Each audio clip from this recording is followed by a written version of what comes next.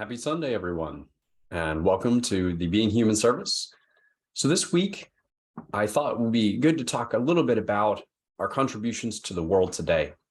And I thought of this idea the other day about the difference that 1% can make. And a 1% seems pretty small, but when you think about the aggregated actions of what each of us can do on a daily basis, I started to realize that it really can add up to something consequential. So today, let's talk about 1% and how we can contribute to a future world that's better for us and for all humanity, as is one of our foundational beliefs. So first, I want to talk a little bit about the social contract in the context of Western philosophy. So a lot of the social contract today centers around personal property. Right. So we have these ideas in Western philosophy about what's mine, what's yours, what's ours, what's shared, and where our rights stop and others' rights begin.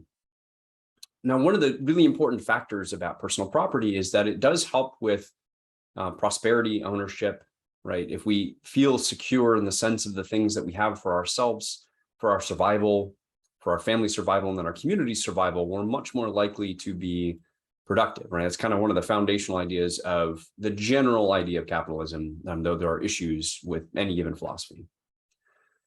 Now, one of the challenges is when things are defined in terms of mine and yours and ours, we have the concept of the tragedy of the commons. And this means that when no one owns something, everyone tries to exploit it to their maximum benefit because there is no overarching construct that confines us to say, no, we need to all take care of this for our own common good, especially when you use just the limited idea of mine and yours.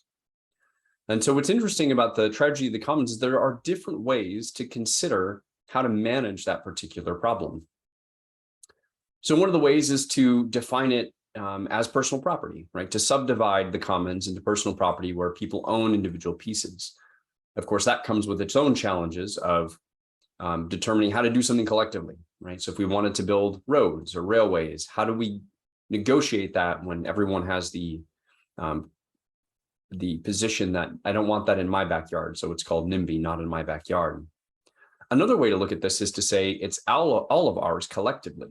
So an example of this is in the Nordic country, there's this thing called the right to access, that even though something is private property, if that private property isn't for close use or for really private use, personal garden, farmland, where you keep your animals or store your personal things, then it allows for people to transit across that property and access nature, most of which in those countries is privately owned, but is considered a public good. And so those are different ways to look at it. Neither is particularly right or wrong. There are just advantages and disadvantages to both. But along with these ideas of sort of the Western philosophy of personal property and how we manage our interaction with our environment and our community, there's this sort of built into the Western philosophy is there are things that are not my responsibility, right? Now, obviously, we can't be responsible for everything in the entire world, but we can be responsible for more than just our limited share. And I'll tell you why that's important. So one of the foundational concepts within our philosophy, particularly for being human, is that it is really important for us to understand how we affect our individual life, the lives of our family, the lives of our communities, and we try to expand our understanding broader and broader so we can actually understand the impacts of what our actions have in the world. So because that's foundational, it's important to think about what is the overlap between my actions and others' actions. There's another concept out there that was taught to me by a psychology teacher I had a long time ago about responsibility. Now, responsibility in the traditional sense is who is to blame, who is at fault, and who is in charge of a certain thing. But the way she articulated it, it was less about who was to blame, who was in charge, and more about who was able to respond to a given situation, right? So if you break down the word responsibility into two words, it's response and ability, who is able to respond. And so the question is, in the world today, for any given situation, who is able to respond? And the answer is more than just one person. And while it might not be someone's legally or contractually obligated responsibility, right, in terms of who is in charge of something, that doesn't mean that we can step back and say, well, that's not my problem. Because I would argue a lot of issues in the world today are because too many of us have done that and said, well, that's not really my problem, whether it's climate change or other people's rights, right? We say, well, that's not really my problem. It doesn't affect me today. So we step back from that. So let's look a little bit about what a humanist contract might look like. So again, our belief is that we can make the future better, right? If there's any one belief, since we start from a sort of non-traditional hierarchical religious perspective, the one belief we have that we can't prove because it's in the future is that we can make our future better through our own actions. And so if that's our foundational belief, then it makes sense that we're concerned about things that aren't necessarily our limited span of what's nice for us right now, right? Because if we were only focused on what's good for me, that's hedonism, which is a philosophy, but that's a very short-term philosophy. So again, we can make our future better. Again, our belief is founded, or our operationalization, right? How we do that belief is founded in the idea that we have to know a lot about ourselves, our community, our families, to understand what those impacts would be, right? To just say, well, I know best about what can be done for other people tends to lead to tyranny. So there's a really foundational need to understand what will happen if we do a certain thing. So knowledge is a key aspect of humanism. And then one of the other principles we've talked about in past services, when it comes to how do humanists live on, right? We don't believe in an afterlife necessarily, but there is the concept of the transfer of energy, right? Energy can neither be created nor destroyed. So when we live, when we invest in others, when we invest in others' learning, their development, in building our community and doing good, that's really how we live on. It's how we have contributed meaning to the broader humanity. And so with those things, when we put that together, a humanist contract versus a transactional Western contract might look something along the lines of doing just a little bit more than maybe the Western contract would have you do to ensure that we're covering the gaps, that we're finding where we can overlap our activities to prevent the tragedy of the commons, to create a better world, and not leave the cracks between us that allow for decay and for entropy. We get into that discussion later if we need to. So how does this 1% matter? What does it really mean? So I'll give you an example of gambling. So I used to live in Las Vegas, and you would see the slot machines, and they would say a 99.7% payout, right? Or 99% payout. And that seems pretty good, right? That it's paying out, 99.7 cents out of every dollar that goes into it. But when you think about that math, that means that over time, no matter how long you play, you're losing money, right? That no matter how much you're doing, there's always a little bit less of whatever it happens to be. And so if you think about just picking up trash, for instance, in your community, if everyone picks up 99.7% of the trash that they put out there, right, and no one's picking up that other 0.03 or 0.3%, right, 0.003 of the amount of trash, that means that trash is accumulating. And so by not giving just a little bit of your 100%, whatever that happens to be, you're making the world a worse place. So what happens when you flip that, right? If you just give 1% more than what you're contractually obligated for your 100%, that means that you're covering down a little bit. If someone else doesn't quite fulfill their obligations for the day, you're helping to manage that. I've been in places where people do pick up trash. And if everyone picks up one piece of trash, just one on a day, the streets would be immaculate, because for the most part, people pick up their own trash. But if we just all did a little bit more, we live in a cleaner place. If we all did a little bit more of reaching out to our neighbors and our community members to take care of them when they have issues, everyone would be cared for. And so that, to me, is the power of the 1%, is that it's almost like a form of insurance, where not every day can everyone give 100% for a variety of reasons: mental, physical, spiritual.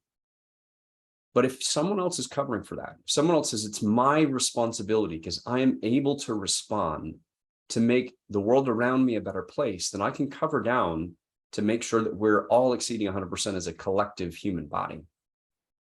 And so this idea came to me the other day. I was outside raking leaves, right? So leaves are falling down here in Virginia and America, and I'm out there raking leaves. And I thought, all right, well, this is really where my property line ends, but the leaves are just over on my neighbor's property. So I kept raking just beyond where my property line was for two reasons. One, it helps them, right? They weren't outside raking that day. It helps them, and it's nice. It's a nice gesture. Two, it helps me, right? The leaves blow around, and if I rake them up now, that means they might not blow back into my property. So it's a win-win situation. And yes, it took me a little bit more time. It took me a little bit more effort. But it's something where those small things make a big difference in the aggregate. If everyone did that, if everyone covered, if it's just 1% over their property line, 1 foot, 1 meter, then everybody would have clean property lines because we would be taking care of each other's things. And this is true not just in the physical realm, but also in the realm of our connections and our relationship with each other. If everyone took just one little extra step to reach out to someone, it would make a huge difference in our collective relationships. If we offered a little bit of understanding to people we disagreed with, again, it would make a big difference in helping us each understand that we're connected to the other. It also helps with sharing, right? So a lot of us have things, right? We've accumulated things. I have tools. I have a lot of tools. I like to build things. And if I just hoard my tools, then they sit there 90% of the time doing nothing. But if other people need them, yes, I might risk losing a tool or two, but people now have access to something that they otherwise wouldn't. And there's no need for us to all buy a certain kind of tool when there's already some of that available. So again, there's a lot of opportunity for just this small concept of 1% to make a difference. So what does the world look like with 1%? So we talked a little bit about these things. So shared prosperity. Shared prosperity is a really important thing. It forms the stability that societies need to exist. But one of the things that's also necessary for human progress is excess, right? If everybody had just enough to survive, we wouldn't ever have the time or the space to think of what could be next, what could be better, how do we move things forward? So there's this balance between a need for excess capital, excess time to invest in things that may or may not work, but could substantially change how we exist as humans. And, just having enough for everybody, right? So we have to balance between having enough for everybody and then the extreme excess that we see a lot in the world today, where people have way, way more than they could ever potentially use in multiple lifetimes, whereas others have not enough to go by, thereby decreasing overall societal stability. So while I'm not talking about, a concept like communism that force levels all the resources out there to make sure everyone has exactly 100%, right? What we're talking about is people giving 1 extra percent where they can in the ways that they can to ensure that we're all covered. And so what we get out of that is a cleaner, better functioning, and more supportive society. Like I said, it's kind of like insurance. It covers down on the occasions that you don't have the ability to cover down on your 100%. Another way to talk about this concept is the post-scarcity mindset. There are some who believe in the world today, we actually have enough resources on the globe to feed, clothe, and take care of everyone. The challenge is they're not evenly distributed. So what if, especially in societies that have more, like the West, like the US, what if we stop thinking about things in terms of, oh, it's scarce, I got to hoard my own goods so that I can take care of me and my family and everybody else is worrying about their family? What if we thought about it in the sense of, well, I probably don't need a second car, or I don't need, multiple extra outfits, or I don't need whatever excess we happen to have. And we thought, if I could bring someone else up, it actually creates more stability. It creates the opportunity for us to progress. That might be a better way to go about managing our relationships in today's environment. Now, again, what does a world look like with just less than 1%? So what if people, and this is an argument that's a fair one to discuss, what if people are not giving their 100% because they can get away with giving 99% or 95% or 90%, knowing that other people are going to cover. Yes, that is true. That is definitely possible. There are always those who are going to exploit society, right, and exploit their culture. Now, generally and historically, they're held to account through reputation, right, through shame. Now, in today's world, it's a little bit more difficult because we're so separated. It's easy to disappear into the masses, to live in the online world where you're not held accountable. But that said, most people fulfill their obligations. Most people still have that deep-seated need to fit into society, and that's important. That's an adaptive trait that we've picked up over time. And so, yes, some people might have well, I'll get mine and everybody else can worry about their extra 1% and it'll cover down.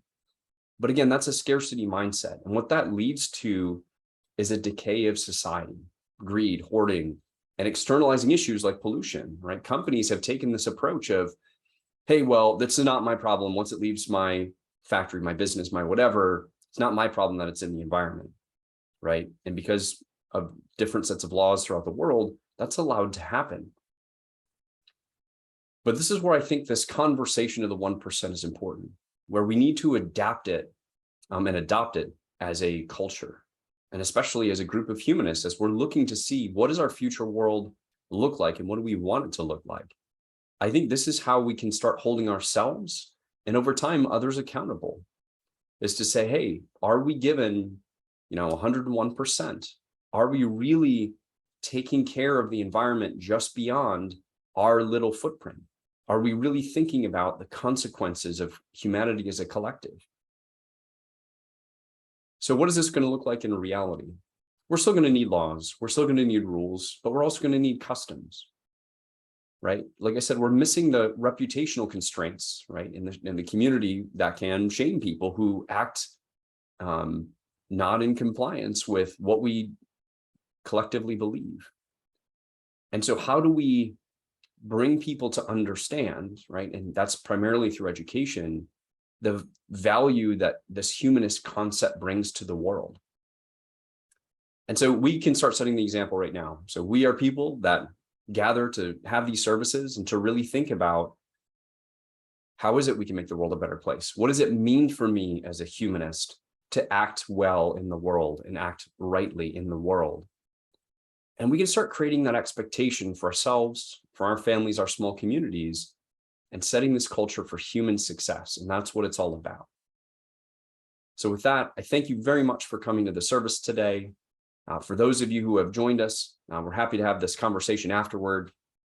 And I look forward to seeing you all again soon in the future, where we can continue these conversations and continue to make our world a better place where humans can survive and thrive. So thank you.